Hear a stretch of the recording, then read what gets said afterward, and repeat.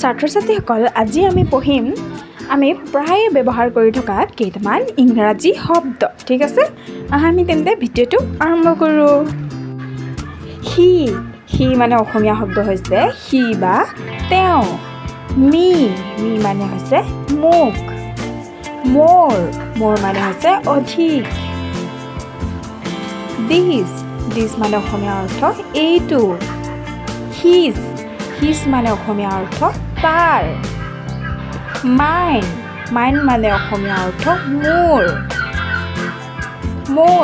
মষ্টৰ অসমীয়া অৰ্থ অধিকাংশ ডেটৰ অসমীয়া অৰ্থ সেইটো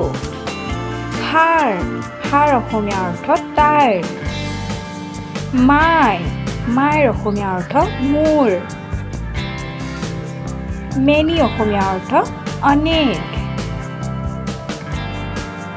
দিছৰ অসমীয়া অৰ্থ এইবিলাক হিমৰ অসমীয়া অৰ্থ তাক আছৰ অসমীয়া অৰ্থ আমাক মাষ্টৰ অসমীয়া অৰ্থ অৱশ্য ড'ছৰ অসমীয়া অৰ্থ সেইবিলাক ছাত্ৰ-ছাত্ৰীসকল তোমালোকে ভিডিঅ'টো চাবা আৰু পঢ়িবা আৰু তোমালোকৰ বাবে বনোৱা ভিডিঅ'সমূহ পাই থাকিবৰ বাবে চেনেলটো ছাবস্ক্ৰাইব কৰি বেল আইকনটো প্ৰেছ কৰি থবা আজিলৈ ইমানেই বাই বাই